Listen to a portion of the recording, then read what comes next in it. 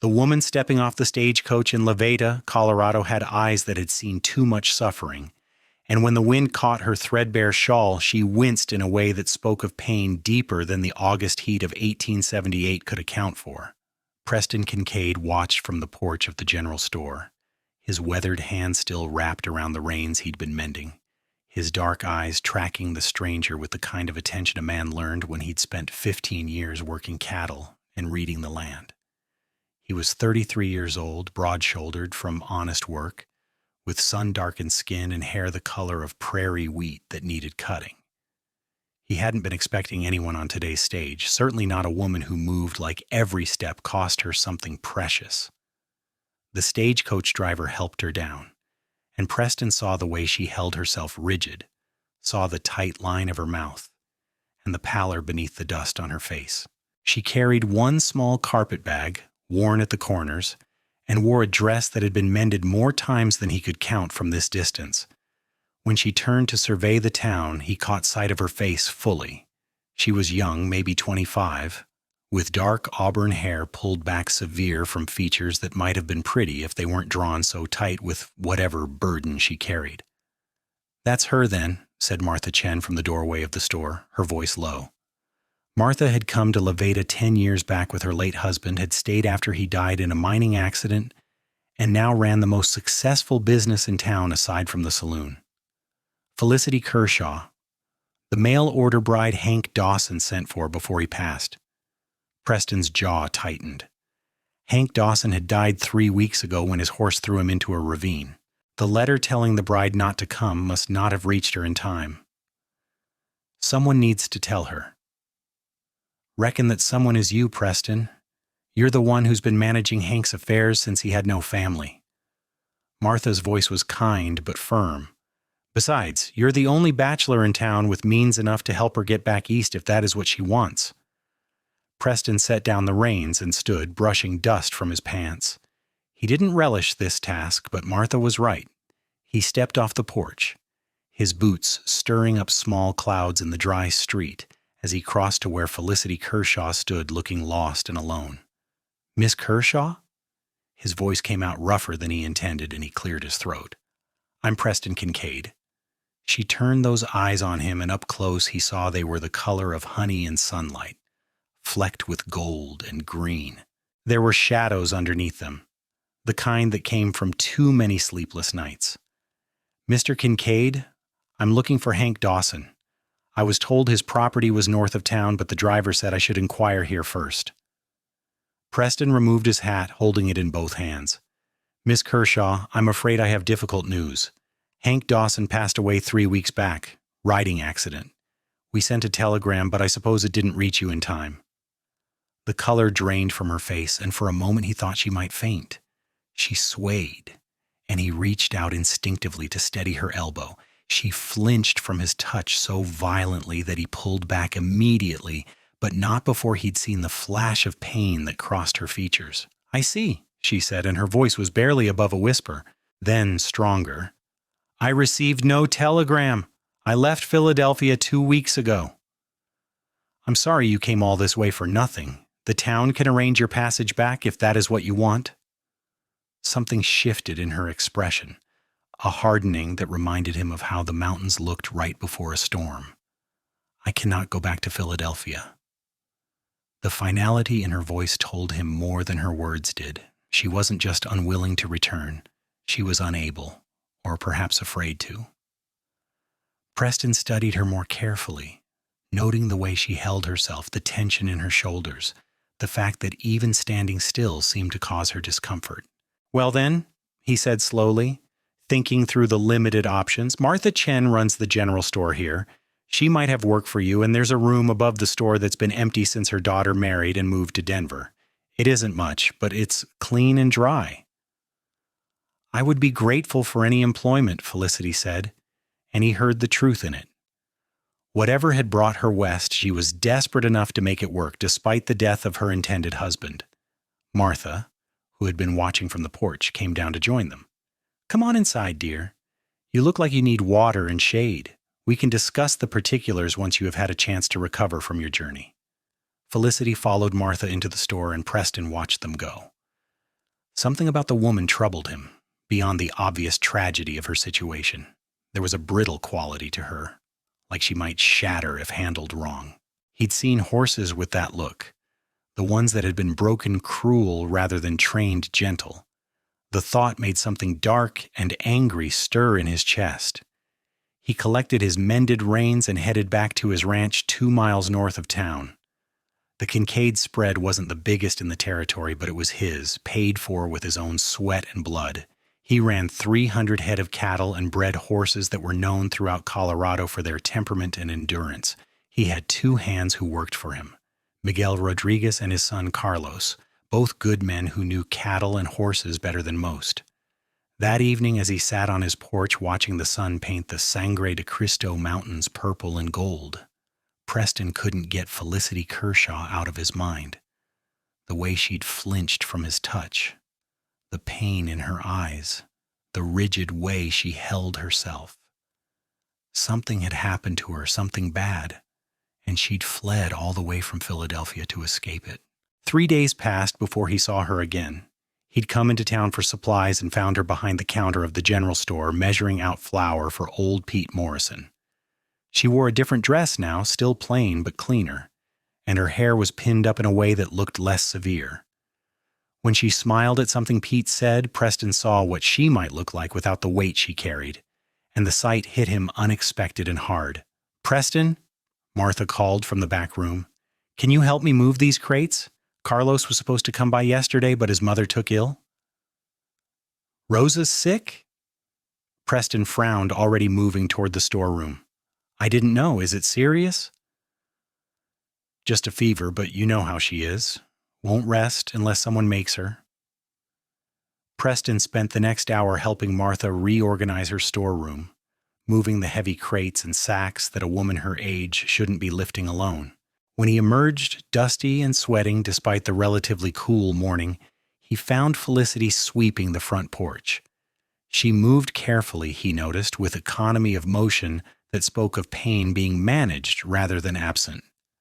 "Miss Kershaw," he said, nodding to her as he collected his supplies from the counter, "Mr. Kincaid." Her voice was polite but distant, keeping him at arm's length with nothing more than tone. He loaded his purchases into his wagon and was about to leave when he saw her reach up to adjust the store's awning.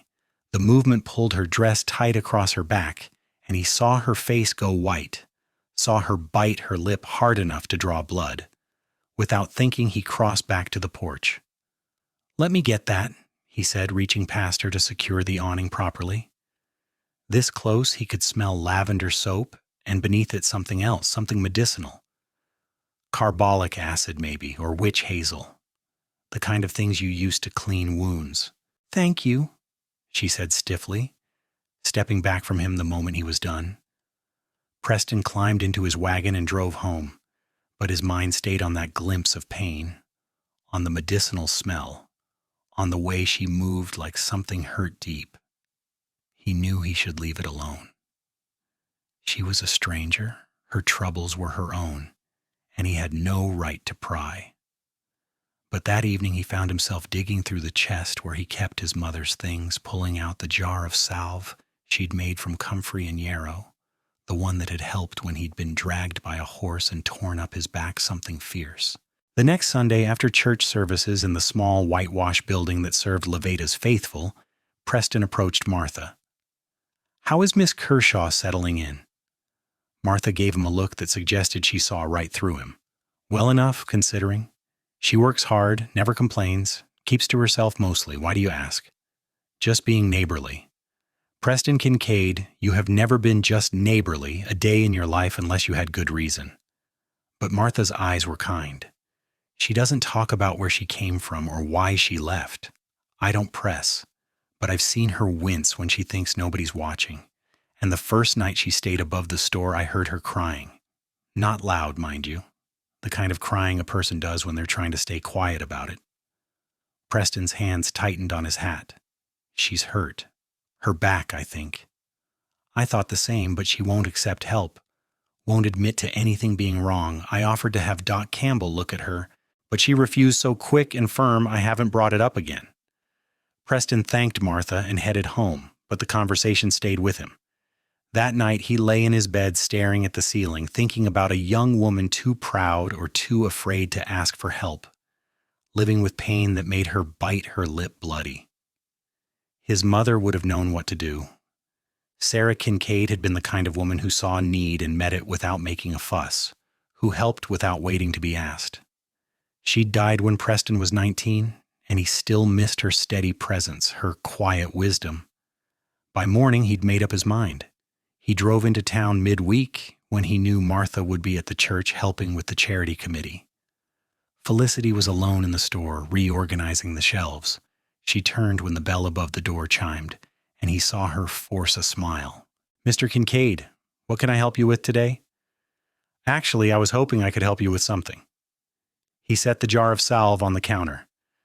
"My mother made this. It's good for healing wounds, especially old ones that haven't been tended proper. Reduces scarring, takes away pain."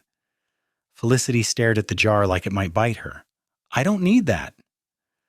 "Miss Kershaw, I'm not a man who pries into other people's business, but I know hurt when I see it. Whatever happened to you, whatever you're carrying, you don't have to carry it alone. And you sure as hell don't have to carry it in pain when there's something that can help." "You know nothing about what happened to me," she said, and her voice shook with something between anger and fear. "You know nothing about what I carry." "You're right, I don't. And I'm not asking you to tell me. I'm just offering help, no strings attached, no questions asked." He pushed the jar closer to her across the counter. "My ranch is 2 miles north, up the valley road. White fence, red barn. If you change your mind, if you need anything at all, you come find me. Day or night, Miss Kershaw, I mean that." He left before she could refuse again, before he could see whatever was happening behind those honey-colored eyes. He spent the rest of the day working with a new colt, teaching it to accept a saddle blanket, but his mind was only half on the task. Carlos noticed and asked if everything was all right. "Just something I need to work through," Preston said, which was the truth, if not the whole of it. That night, a storm rolled in from the west, one of those late summer tempests that turned the sky green and made the air smell like copper and rain. Preston was in the barn checking on the horses, making sure they were settled and calm despite the thunder, when he heard a knock on the door of his house. At first he thought he'd imagined it over the noise of the storm, but then it came again, harder this time. He ran through the rain to the house and pulled open the door. Felicity Kershaw stood on his porch, soaked to the skin, shivering. Her hair had come loose from its pins and hung in dark ropes around her face. She looked up at him, and in the flash of lightning he saw tears mixing with the rain on her cheeks. "I cannot reach them," she said, and her voice broke on the words. "The wounds on my back. I cannot reach them to clean them or dress them, and they hurt so much I can barely sleep. Martha is gone to Denver to visit her daughter, and there is no one else I could ask. No one else who offered without wanting something in return." Preston stepped back, opening the door wider. "Come in, you're safe here, Miss Kershaw, I promise you that." She walked past him into the house, dripping on the wooden floor. He grabbed towels from the cabinet and handed them to her, then went to stoke the fire in the stove, building it up until warmth began to fill the room. When he turned back, she was standing exactly where he'd left her, holding the towel but not using it, just shaking. "Let me get you some dry clothes," he said. "They'll be too big but better than what you're wearing." He fetched one of his shirts and a pair of pants with a rope for a belt, left them on a chair. "You can change in my room, first door on the left. Take your time. I'll heat some water." She disappeared into the bedroom, and Preston busied himself with practical matters. He heated water on the stove, gathered clean cloths, found the salve he'd tried to give her and his mother's other medicines. He'd helped birth calves and foals, had stitched up wounds on cattle and horses, and once on Miguel when a fence post had caught him wrong, but this was different. This was a woman, a young woman who'd been hurt bad enough to flee across the country, who was scared enough that even asking for help seemed to cost her everything. When she emerged wearing his clothes rolled up at the sleeves and ankles, he had everything ready on the kitchen table. She looked younger in his shirt, more vulnerable, and he made sure to keep his movements slow and non-threatening.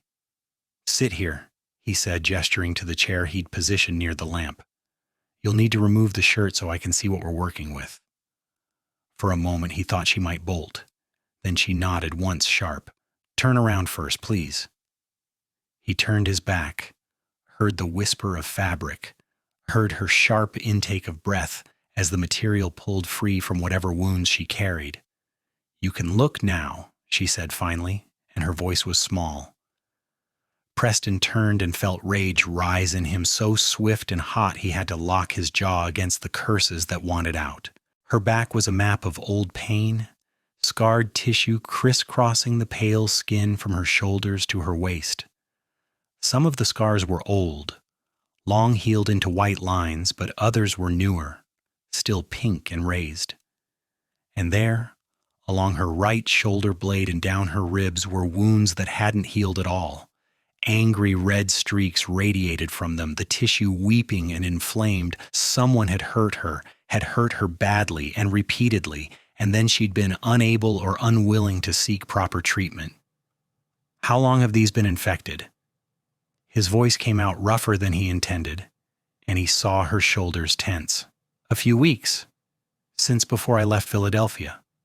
I tried to treat them myself, but I cannot reach properly, and I could not risk seeing a doctor." She paused. "They know doctors. They would have found me." They. Someone who'd done this to her, someone she feared enough to flee from even when fleeing meant suffering alone.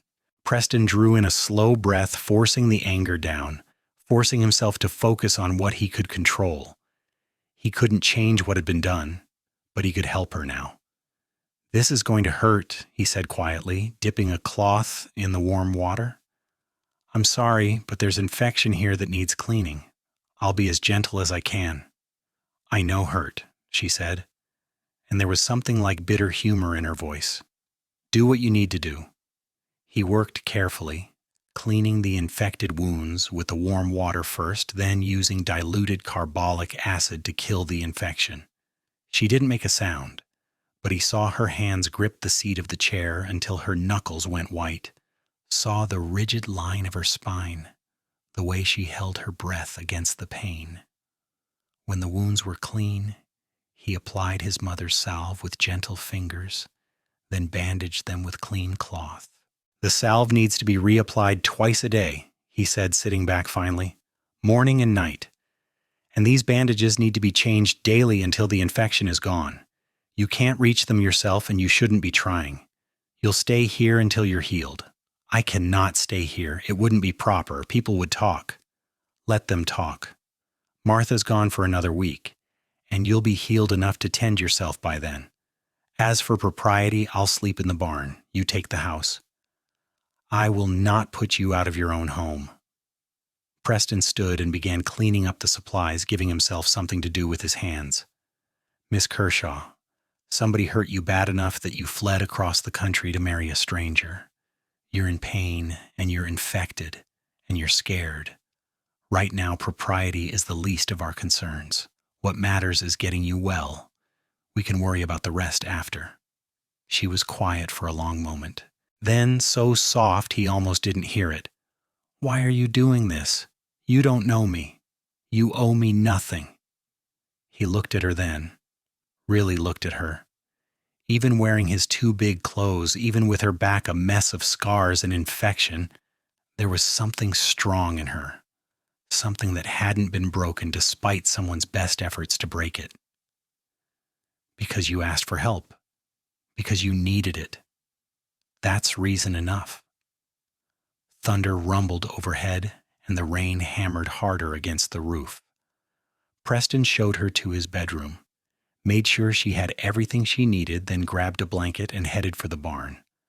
The storm raged all night, and he lay awake in the loft listening to it, thinking about what he'd seen on Felicity Kershaw's back, thinking about the kind of evil it took to do that to another person, thinking about the courage it must have taken for her to knock on his door and ask for help. By morning, the storm had passed, leaving the world washed clean and bright. Preston fed the horses and cattle, did his morning chores, then headed back to the house. He found Felicity in the kitchen, moving carefully but purposefully. She'd made coffee and breakfast, eggs and bacon and biscuits that filled the house with warmth and good smells. "You didn't need to do that," he said. "You didn't need to help me. I suppose we're both doing things we don't need to do." There was the ghost of a smile on her face as she said it, the first real expression he'd seen from her beyond fear and pain. They ate in companionable silence, and afterward he changed her bandages with the same careful attention as the night before. The wounds looked better already, less angry, though she still flinched when he touched the worst of them. He showed her where everything was in the house, told her to rest as much as she needed, then headed out to work. The pattern repeated itself over the next days. He worked the ranch during the day while she stayed at the house, and twice a day he came in to tend her back. He slept in the barn, and she slept in his bed, and slowly, carefully, something shifted between them. She began to talk as he worked on her wounds, small things at first. How she liked the way the mountains looked in the morning, how his coffee was terrible, how she'd never seen stars like the ones that filled the Colorado sky. He talked too, finding words easier than he'd expected. He told her about growing up on this land, about losing his parents to fever when he was 19, about building the ranch from near nothing. He told her about the horses he bred, the satisfaction of working with something wild and seeing it choose to trust you. "Like taming?" she asked one evening as he applied fresh salve to her healing back. "No, not taming. That implies breaking their spirit. I want them to choose partnership, to keep their fire but direct it toward cooperation." He realized what he'd said and paused. "Sorry, I get philosophical about horses." "Don't apologize. It's a good philosophy, better than breaking something to make it obey." There was weight in those words, layers he understood without her having to explain. A week after she'd arrived, the wounds were healing well enough that he could ask the question he'd been holding back. He finished bandaging her back and sat down across from her at the table. "Miss Kershaw, if you want to tell me what happened, I'll listen. And if you don't, that's fine too. But you said they the first night, people who might have found you if you'd seen a doctor in Philadelphia. I need to know if you're in danger here, if someone might come looking for you." She was quiet for so long he thought she wouldn't answer. Then she drew in a breath and began to speak. "My father died when I was 17. He left debts. My older brother, Frederick, inherited those debts along with what little remained of the family business. He dealt with the debts by arranging a marriage for me to a business associate, a man named Silas Crow." Preston felt his jaw tighten but said nothing, just listened. Silas was 42 years old. He had buried 2 wives already. The first died in childbirth. The second died of injuries from a fall down the stairs, though the servants whispered she hadn't fallen so much as been pushed. I was 18 when we married. For the first few months, he was kind. Then the kindness ended. Her voice stayed steady, but her hands shook where they rested on the table. Preston reached across and covered them with his own, a silent offering of support. She looked down at their joined hands but didn't pull away. He used a riding crop at first, then his belt, then whatever was close to hand when his temper rose. He said I was too willful, too defiant, that a proper wife was obedient and silent. He said he would beat the stubbornness out of me if it took the rest of our lives. My brother knew but did nothing. Silas's business kept Frederick afloat financially. I was the price of that business arrangement. "How did you get away?" Preston's voice was rough with suppressed anger, but he kept his touch gentle, kept his hands still where they held hers. "He traveled to Boston for business. He would be gone 2 weeks. I took what little money I could find, packed what I could carry, and left. I saw an advertisement for mail-order brides in the paper. It seemed like fate, like God offering me a way out. I answered Hank Dawson's listing and received a positive reply within days. By the time Silas returned from Boston, I was already on a train west. Do you think he'll look for you?" "I think he will consider it a matter of pride. He does not like losing things he considers his property." She looked up at him then, and her eyes were fierce despite the fear in them. "But I will not go back. I would rather die than go back to that house, to that life. You won't have to, Preston said, and meant it with everything in him. You're safe here. You have my word on that. Something in her face softened. Why? You barely know me. This isn't your fight. You made it my fight when you knocked on my door in the middle of a storm asking for help. I don't turn people away who need it, and I sure as hell don't turn them over to men who beat them. He paused, choosing his next words carefully. Besides, I don't think I barely know you anymore. These past days talking with you, getting to know you, I feel like I know the parts that matter. And what I know I like. Very much. Color rose in her cheeks. The first true blush he'd seen from her. Preston, I am another man's wife. I ran away, but the law would not see it that way. I am still married to Silas in the eyes of God and the state of Pennsylvania. Any friendship between us would be improper. Did you speak vows in a church? Yes, in the Crow family chapel, with a priest officiating. Preston stood and began pacing, his mind working through the problem. There are grounds for annulment, abuse, coercion, fear for your life. We'd need to find a lawyer, someone who could file papers in Pennsylvania, but it could be done. That would require me to go back to testify. Silas would never allow it, and my brother would support him. What if you didn't have to go back? What if we could find a lawyer who would take your testimony here and file it there? He stopped pacing and looked at her. I know a man in Denver, worked with him when there was a dispute over land boundaries. He's good, and he's honest. We could write to him, explain the situation. That would cost money I don't have. I have money. Preston, I cannot ask you to pay for my legal troubles. You're not asking, I'm offering. He came back to the table, crouched down so he was at eye level with her. Felicity, let me help you. Not just with your back. With all of it, let me help you get free of him legally so you can start over without looking over your shoulder. Tears welled in her eyes, and one spilled over to track down her cheek. Why would you do this for me? Because when I look at you, I see strength and courage and kindness that survived in spite of everything done to break it. Because when you smile, it feels like sunrise. Because I think I'm falling in love with you and I want you to have the freedom to choose your own path, even if that path doesn't include me. But he didn't say any of that. Instead, he said simply, because it's the right thing to do. Because you deserve to be free. She reached up and touched his face, her fingers gentle against his cheek. It was the first time she'd touched him of her own volition, and the trust implicit in the gesture made his chest tight. Thank you, she whispered. Over the next weeks, as autumn began to paint the aspens gold and the air turned crisp with the promise of coming cold, a routine developed. Felicity's back healed, the infection fading, new skin forming over the worst of the wounds. Preston wrote to the lawyer in Denver, explained the situation, and received a reply saying it was possible, but would take time.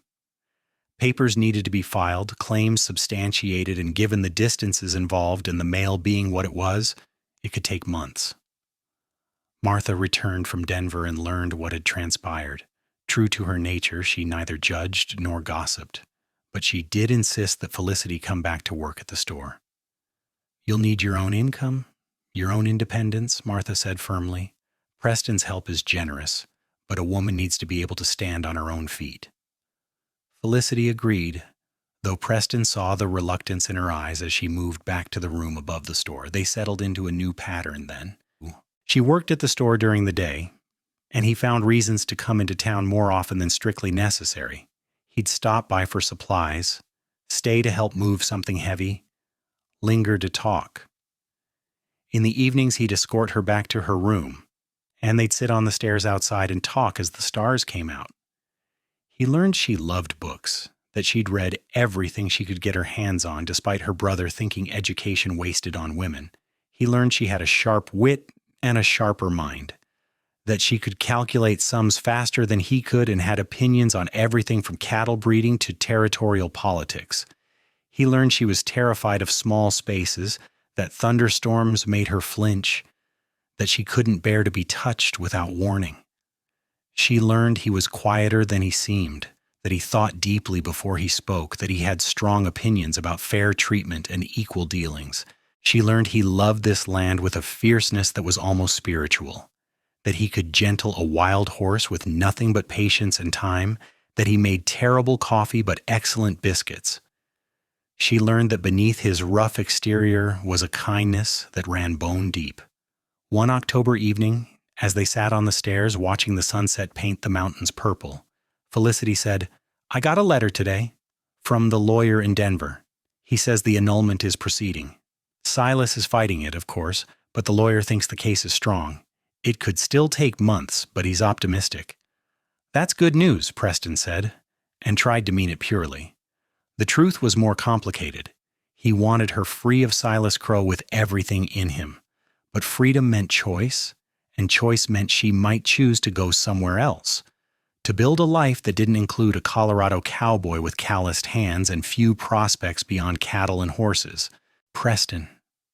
She turned to look at him, and the sunset turned her eyes to pure gold. "When I came here, I thought my life was over. I thought the best I could hope for was survival, was to endure rather than live. You've given me more than that. You've given me hope. You've given me kindness without condition, help without expectation of return. You've given me myself back." Felicity. He didn't know what to say, how to put into words what she'd come to mean to him. She reached over and took his hand, lacing her fingers through his.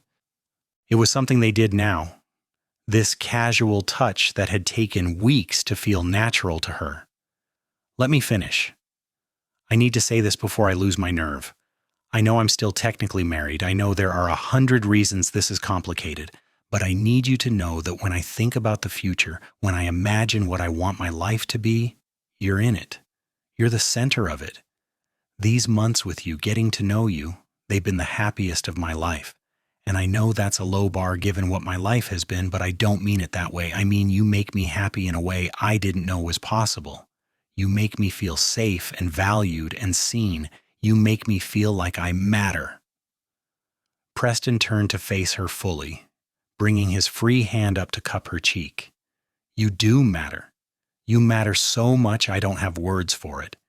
Felicity, I've been alone since my parents died. Not lonely, exactly, just alone. Content with my own company and my work. Then you knocked on my door in the middle of a storm, and everything changed. You changed everything. I love you. I think I've loved you since that first night when you trusted me enough to let me help you. I know the timing is all wrong. I know we should wait until everything is settled legally, but I need you to know. I love you, and whatever you need, wherever you want to go, I'll support you, even if that means letting you go." "I don't want to go anywhere," she said, and then she leaned forward and kissed him. It was careful at first, tentative, her lips soft against his. Preston held very still, letting her control it, letting her set the pace. When she pulled back, her cheeks were flushed and her eyes bright. "I love you too," she whispered. "I think I have for weeks, but I was afraid to say it, afraid to hope. But I'm tired of being afraid. I'm tired of letting fear make my choices for me." He kissed her again, deeper this time, and felt her melt against him. They stayed on those stairs until full dark, talking and kissing and planning a future that felt suddenly, miraculously possible.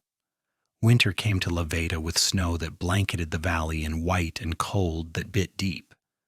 The lawyer's letters continued to arrive, each one bringing them closer to resolution. Silas was contesting the annulment vigorously, but the evidence was documented, the case was strong, and Pennsylvania law did allow for annulment in cases of extreme cruelty. Felicity continued to work at the store, and Preston continued to run his ranch. But now when he came to town, he didn't just linger. He courted her properly, or as properly as circumstances allowed. He brought her flowers when the high meadows still had them, brought her books ordered from Denver, brought her small carved figures he made in the evenings by lamplight. She mended his shirts and made him scarves for the cold, and taught him to make coffee that didn't taste like old boots. The town took notice, of course. Most people were kind about it, understanding that love found you where it found you and rarely cared about timing or propriety. A few were less kind, whispered about impropriety and scandal. Preston weathered it with his usual stoic patience, but Felicity felt each whisper like a cut. "Maybe we should be more circumspect," she said one evening in the late January of 1879, as they sat in Martha's store after closing, the stove radiating warmth against the cold. "I don't want to damage your reputation in town. My reputation can handle it, and anyone who has a problem with us can take it up with me directly."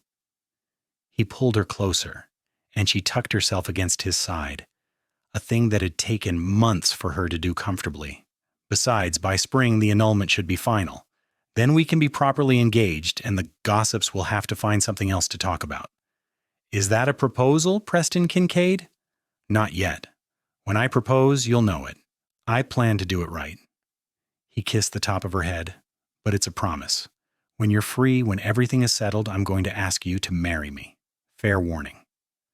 She laughed, the sound bright and unguarded in a way that still surprised him every time he heard it. "Fair warning received, and fair warning in return. I plan to say yes." February brought a letter from the lawyer that changed everything. The annulment had been granted. The court had reviewed the evidence, the documented testimony, the affidavits from servants in the Crow household who'd witnessed the abuse, and had ruled in Felicity's favor. In the eyes of the law, the marriage to Silas Crow had never validly existed. She was free. Preston was at the store when Martha brought Felicity the letter. He watched her read it, watched tears stream down her face, watched her hands shake as she lowered the paper. "It's done," she said, her voice breaking. "I'm free. Truly free." He crossed the room and pulled her into his arms, and she clung to him and cried. Great shaking sobs that seemed to release years of pent-up fear and pain. He held her through it, one hand stroking her hair, murmuring wordless comfort. When the storm passed and she pulled back, her face was blotchy and her eyes swollen, but she was smiling. "I'm sorry," she said, wiping at her cheeks. "I didn't mean to fall apart like that." "Don't apologize. You earned those tears, you fought for this, and you won." He took her hands in his. "Felicity Kershaw, I said I'd propose properly, and I meant it, but I don't want to wait. Will you marry me? Will you build a life with me here in Colorado? Will you let me spend every day trying to make you as happy as you make me?" "Yes," she said, laughing through the tears that had started again. "Yes to all of it. Yes, forever." They were married in April when the aspens began to bud, and the high meadows turned green with new grass. The ceremony was held in the small, whitewashed church, with Martha standing up for Felicity and Miguel for Preston. Half the town turned out, and if there were a few who disapproved, they had the grace to keep it to themselves in the face of such obvious happiness. Felicity wore a dress that Martha had helped her sew, simple but beautiful, the color of cream with lace at the collar and cuffs.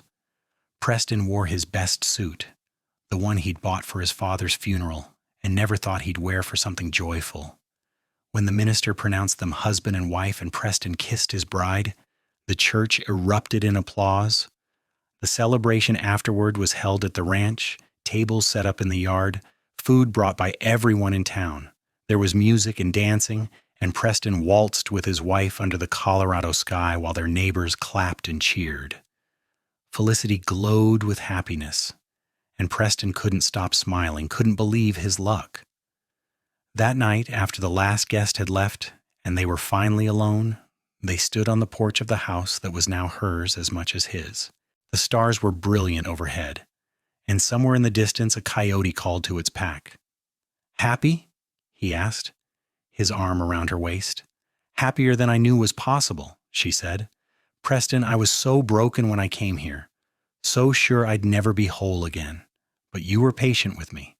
You helped me heal, not just my back, but all of me. You gave me time and space and kindness, and you let me find my way back to myself. You were never broken, Felicity. Hurt, yes, Scared, absolutely, but never broken. You had the strength to leave, to ask for help, to keep going even when it must have seemed impossible. That's not weakness. That's the strongest thing I've ever seen. She turned in his arms and kissed him, deep and full of promise. Take me to bed, husband. I want to start our life together. He did, and they made love for the first time with the windows open to the spring air, careful and tender and full of love. Afterward, she lay with her head on his chest, her fingers tracing patterns on his skin. Tell me about tomorrow, she said sleepily. Tomorrow I'll teach you to ride if you want. We'll check on the cattle. Maybe ride up to the high meadows, the one with the view of the whole valley. I want to show you how beautiful it is in spring.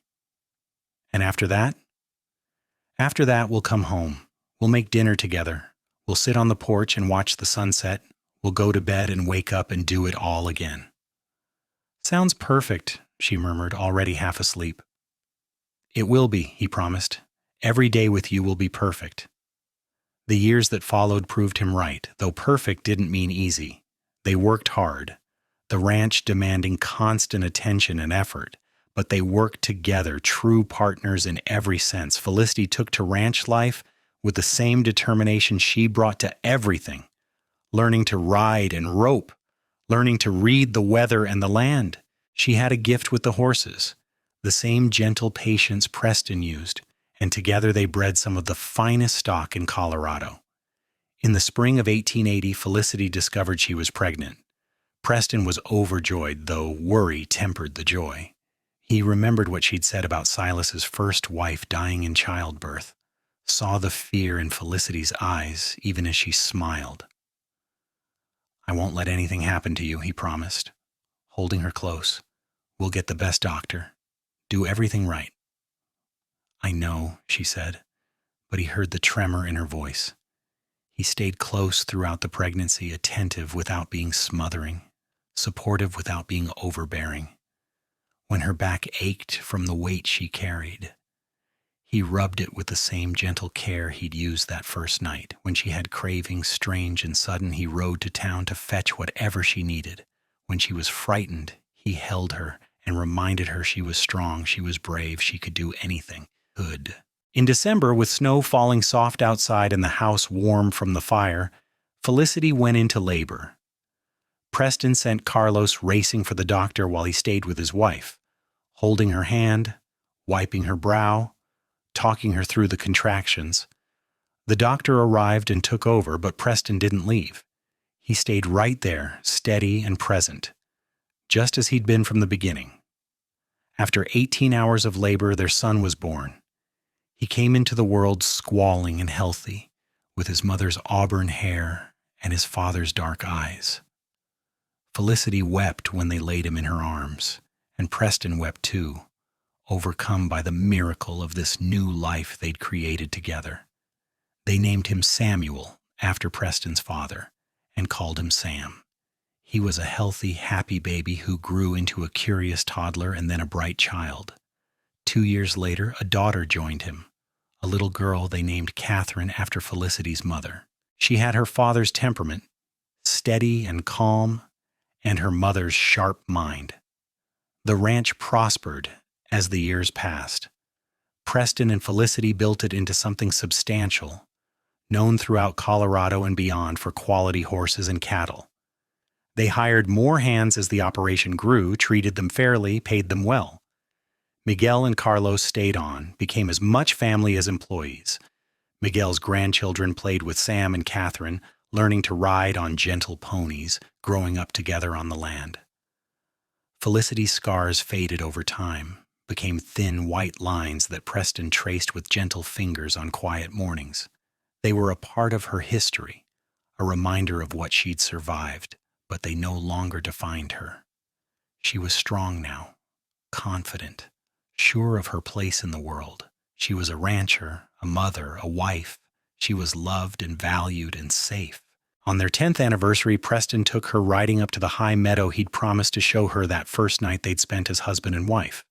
They went alone, leaving the children with Martha for the day, and rode slowly up the winding trail. The meadow was in full summer glory. wildflowers painting it every color imaginable, the grass tall and sweet.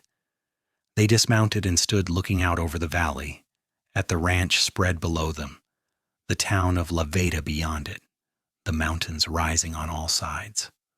Preston stood behind Felicity, his arms around her waist, and they were quiet for a long time. "Do you ever think about how different things could have been?" she asked finally.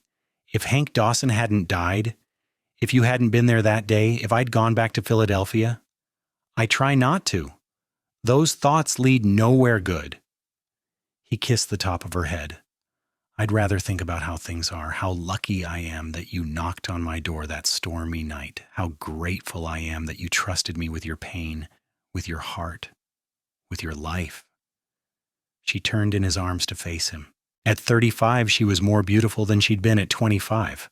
Laugh lines at the corners of her eyes, silver threading through the auburn of her hair. "I'm the lucky one. You saved me, Preston. In every way a person can be saved." "No," he said firmly. "You saved yourself. You left, you survived, you built a new life. I just had the privilege of being part of it." "We saved each other then," she said, smiling. "How about that? I can live with that." He kissed her, soft and sweet, then deeper, with the passion that hadn't faded in 10 years of marriage. When they finally pulled apart, both breathless, he said, "I love you, Felicity Kincaid. More today than yesterday, less than tomorrow." "I love you too," she said, "forever and always." They stayed in the meadow until sunset painted the sky in shades of orange and pink, then rode home in the gathering dark. The house glowed with lamplight, and as they approached, they could hear laughter from inside. Martha had stayed for dinner, and the children were regaling her with some story, their voices bright with excitement. Preston helped Felicity down from her horse, and for a moment they just stood there in the yard, looking at the house, listening to the sounds of home. This life they'd built together, this family they'd created, this love that had grown from the darkest circumstances into something bright and enduring. "Ready to go in?" Preston asked. "Ready," Felicity said, taking his hand. Together they walked into the house, into the warmth and light and love that filled it. Behind them, the Colorado night settled soft over the valley, stars beginning to emerge in the darkening sky. The mountains stood eternal and unchanging, witnesses to all the small human dramas played out in their shadow.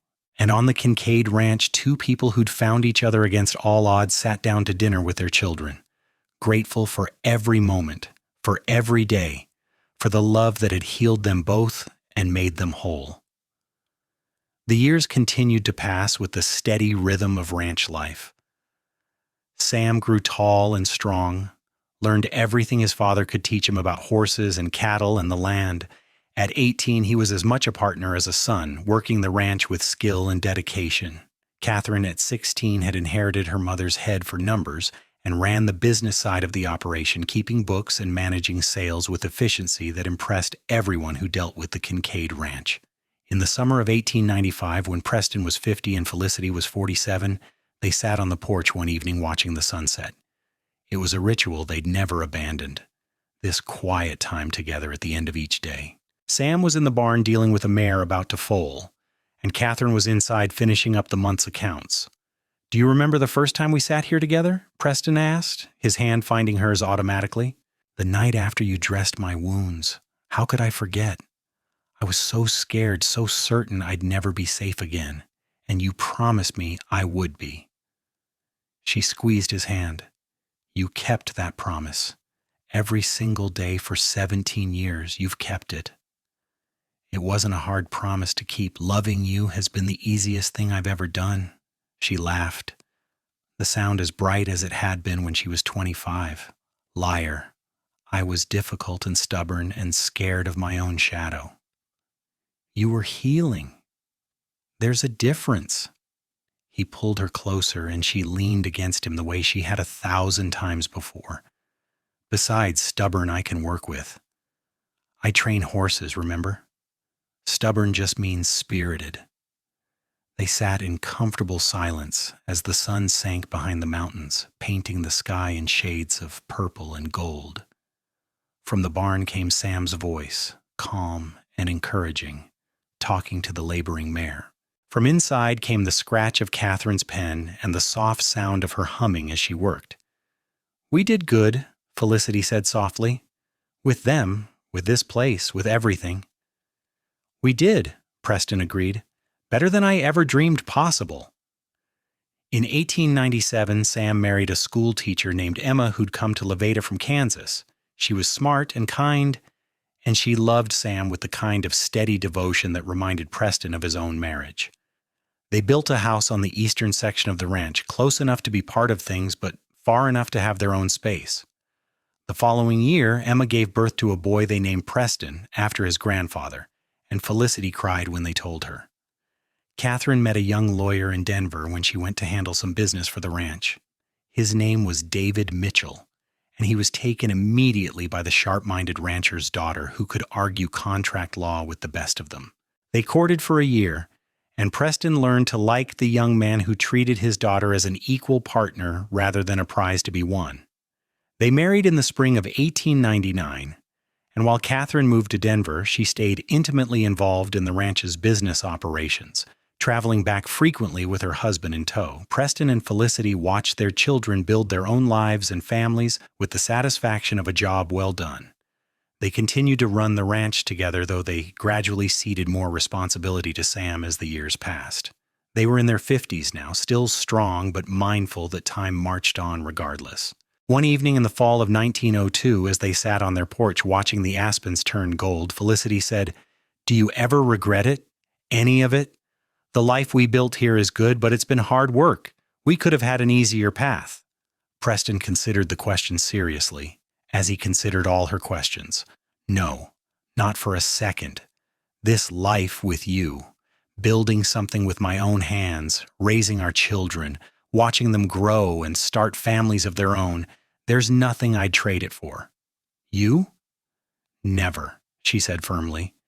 "Philadelphia feels like a different lifetime, like it happened to someone else. This is my real life. You are my real life. Everything good I am, everything strong, it came from here, from you and the children and this place." "You were always strong," Preston said. "I just helped you remember it." She turned to him, and in the fading light her eyes still glowed that honey gold he'd fallen in love with so many years ago.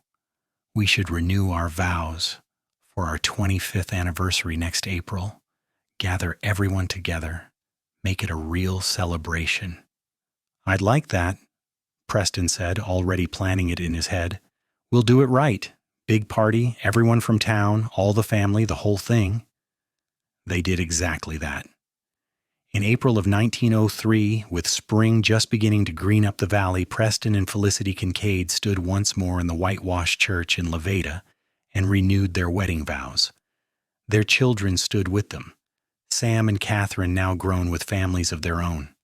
Martha was there, older and slower but still sharp as a tack.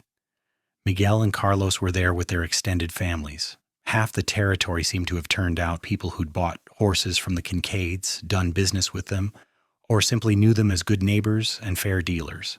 When Preston said his vows, his voice was strong despite the years. 25 years ago, you knocked on my door in the middle of a storm.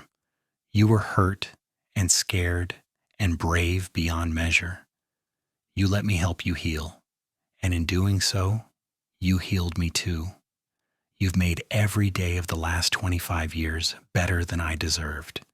You've been my partner, my love, my best friend. I promise you the same things I promised then: my love, my loyalty, my hand to hold, and my shoulder to lean on for all the days we have left." Felicity's vows were just as heartfelt. "You taught me what love really is. Not control or possession, but partnership and respect and unwavering support. You've been patient with my fears, gentle with my wounds, and steadfast in your devotion. You've given me a life beyond my wildest dreams, a family I cherish, a home that feels safe. I promise to love you with everything I am until my last breath and beyond. There wasn't a dry eye in the church when they kissed, sealing their renewed vows. The celebration afterward lasted well into the night, with music and dancing and toasts that grew increasingly sentimental as the evening wore on. Preston waltzed with his wife under the stars just as he had 25 years before, and it felt both exactly the same and entirely new. As they grew older still into their 60s and then 70s, Preston and Felicity settled into a gentler rhythm. They still worked the ranch but left the heavy labor to Sam and the hands. They spent more time on the porch, more time in quiet contemplation of all they'd built and shared. They watched their grandchildren grow, taught them to ride, told them stories of the old days when Veta was even smaller and wilder than it was now. One summer evening in 1915, when Preston was 70 and Felicity was 62, they sat on their porch watching a storm roll in from the west. It reminded them both of that night so long ago when everything had changed, when a desperate woman had knocked on a stranger's door and found salvation. "I've been thinking," Felicity said, watching lightning flicker in the distance. "When I die, I want to be buried up in that meadow, the high one where we went on our 10th anniversary, the one with the view of the whole valley." "Don't talk about dying," Preston said automatically, though he knew it was foolishness. They were old now, had been blessed with long lives and good health, but time caught everyone eventually. "We have to talk about it sometime." "I'm not afraid, Preston. How could I be? I've had such a good life, such a full life. I've been loved beyond measure. When my time comes, I'll go grateful for every moment." She took his hand. "But I want to rest in that meadow. And I want you beside me when your time comes, that spot where we can look out over everything we built together for all eternity." "All right," he said, his voice rough. "The meadow it is. But you're not going anywhere anytime soon. We have years left yet." She smiled. "Years left," she agreed. They had 5 more years together. 5 years of quiet mornings and peaceful evenings of watching the ranch continue to prosper under Sam's management, of doting on grandchildren and great-grandchildren. 5 years of sitting on their porch and counting stars, of riding slowly through the valley they both loved, of falling asleep each night wrapped in each other's arms. Felicity passed peacefully in her sleep in the early spring of 1920. Preston beside her just as he'd been for 41 years. She simply didn't wake up one morning, slipping from sleep into death so gently that Preston didn't realize immediately that she was gone. When he did, when he finally understood that she'd left him, he held her close and wept, like he hadn't wept since he was a child. They buried her in the high meadow as she'd requested. The whole family gathered around, half the territory coming to pay respects. Preston stood at the graveside with dry eyes, having cried himself out in private, and said his final goodbye to the woman who'd been his whole world. "You saved me," he told the fresh-turned earth. "That stormy night you saved me just as much as I saved you. You gave me purpose and love and a life richer than I ever imagined possible. Rest easy, my love. I'll be along soon enough." He lasted 2 more years, though everyone who knew him said half of him died with Felicity. He still worked the ranch, still sat on the porch each evening, but there was a hollowness to him that hadn't been there before. Sam tried to get him to move into his house to let Emma take care of him, but Preston refused. He stayed in the house he'd shared with Felicity, surrounded by memories of their life together. In the spring of 1922, Preston Kincaid died, as his wife had, peacefully in his sleep. Sam found him in the morning, lying in the bed he'd shared with Felicity for 41 years, a slight smile on his face as though he'd seen something pleasant in his final dreams. They buried him next to Felicity in the high meadow, and if the family wept, they also smiled, knowing the two were together again. Sam placed a single headstone over both graves, carved from granite quarried in the nearby mountains. It read simply, "Preston Kincaid, 1845-1922, Felicity Kincaid, 1853-1920, beloved husband and wife, partners in all things together always." The ranch continued under Sam's stewardship. then passed to his children and their children after. The Kincaid name remained respected throughout Colorado, synonymous with quality stock and fair dealing. And sometimes on quiet evenings when the wind was right, people working late in the barn or riding through the valley swore they could see two figures on the porch of the old house, sitting close together, watching the sunset paint the mountains gold. In the high meadow, wildflowers grew thick around the grave, tended by family for generations. And if you stood there on a spring morning when the aspens were budding and the grass was new green, you could almost feel it. The love that had brought two damaged people together, that had healed them both, that had built something lasting and true. The kind of love that conquered pain and fear and distance, that grew stronger with each passing year, that transcended even death itself. It was a love story worthy of the West, of the wild and beautiful land that had sheltered it. A story of courage and kindness, of wounds dressed without words and trust built in silence, of two souls finding each other against all odds and choosing every day to build something beautiful together. And it was a story that would be told and retold by the Kincaid family for generations, a reminder that even from the darkest circumstances, love could bloom, that gentleness could heal, that two broken people could come together and make each other whole. The story ended not with death, but with legacy. Children and grandchildren who carried forward the lessons Preston and Felicity had taught, who remembered that strength came from kindness, that true partnership meant lifting each other up, that home wasn't a place but a person you chose every day. The ranch prospered for 100 years and more, the Kincaid name never losing its luster, and at the heart of it all was the love story that had started it. The mail-order bride with wounds on her back and the cowboy who dressed them without a word, asking nothing in return but the chance to love her, to cherish her, to spend his life proving that she was worthy of gentleness and care.